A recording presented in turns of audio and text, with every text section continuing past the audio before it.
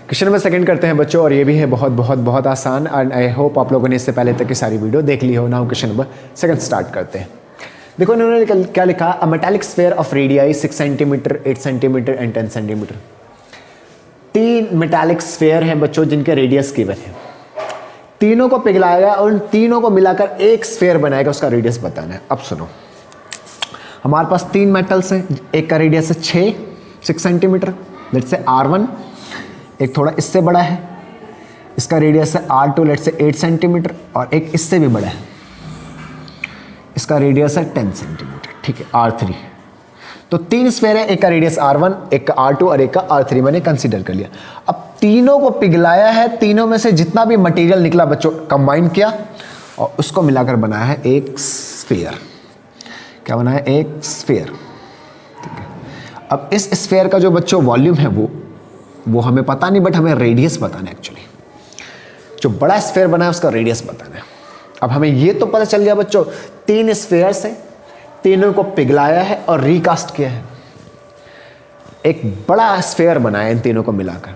अब इन तीनों से जो रेडियस, जो स्फीयर बनेगा उसका रेडियस क्या होगा बच्चों? सुनो, पहली बात, इसमें से जितना मटेरियल निकला उसको इकट्ठा किया, इसमें से जितना निकला उसी के अंदर डाल दिया, इसमें से जितना निकला, तीनों को एक जगह इकट्ठा कर दिया। अब इन तीनों से जितना भी वॉल्यूम ऑफ मटेरियल निकला उससे एक बड़ा स्फीयर बनाया। तो इन तीनों में जितना वॉल्यूम था या जितना भी मेटल था उसी मेटल का यूज करके ये बनाया। तो तीनों का वॉल्यूम बराबर ये इसका वॉल्यूम है ना। So volume of 3 spheres, all the 3 spheres, यही है ना बच्चों, तीनों का स्फीयर का वॉल्यूम बराबर वॉल्यूम ऑफ सिंगल या बिगर स्फीयर जो हमें बनाना है, या new sphere we can say, जो हमें बनाना है अभी, उसका रेडियस, ठीक है। तो तीनों का जो वॉल्यूम होगा वो क्या होगा बच्चों? देखो 4/3 पाई R1 क्यूब प्लस 4/3 पाई R2 का क्यूब प्लस 4/3 पाई R3 का क्यूब बराबर 4/3 पाई R क्यूब। क्या इसका रेडियस R1 है। इन तीनों में देखो बच्चों 4/3 पाई कॉमन है, बाहर ले लो, बचा R1 cube, R2 cube, R3 cube बराबर 4/3 पाई R क्यूब। बच्चों 4/3 पाई से 4/3 पाई गया। बच्चों इन R1, R2, R3 की वैल्यू हमें गिवन है 6, 8 और 10। तो 6 का क्यूब, 8 का क्यूब और 10 का क्यूब बराबर R क्यूब, ठीक है। अब आप यहाँ देखो 6 का क्यूब क्या होता है बच्चों? देखो 6 6 36, 36 6 216 प्लस 8 का क्यूब क्या होगा बच्चों? मल्टीप्लाई कर लो, 8 मल्टीप्लाई 8 मल्टीप्लाई 8 है ना,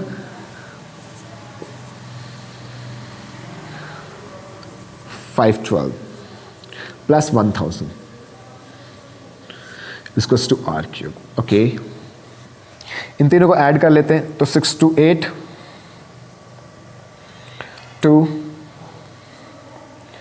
7 1 इसको टू R क्यूब। अब बच्चों आप बहुत सारे बच्चों को पता नहीं होता इसका क्यूब क्या है, तो उसका तरीका क्या, आप इसका एलसीएम लो, 1 7 2 8 का एलसीएम लो। देखो लास्ट में इवन नंबर है तो 2 से जरूर जाएगा, फिर से 2 से जाएगा क्योंकि लास्ट में इवन नंबर है, फिर से ये इवन नंबर है तो बच्चों 2 से जरूर जाएगा। ओके चलो, फिर से 2 से, फिर से 2 से, फिर से 2 से, फिर 3 से, फिर से 3 से, फिर से 3 से। अब बच्चों देखो पेयर्स बनाने हैं, कितने कितने के? 3 3 के जोड़े बनाने हैं बच्चों, क्योंकि यहाँ पे पावर 3 है ना, तो 3 3 के पेयर बनाने।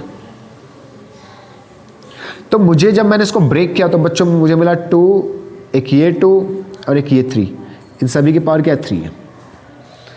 एक ये 2, एक ये 2 और एक ये 3, इन सभी की पावर क्या है? 3। इसलिए मैंने सभी को ब्रैकेट में लेकर बाहर ले लिया, क्योंकि ये जब पावर अंदर आएगा तो सबके ऊपर लगेगा। बच्चों पावर से पावर गया तो क्या बचा? 2 multiply 2 multiply 3 is two R। तो कितना है ये?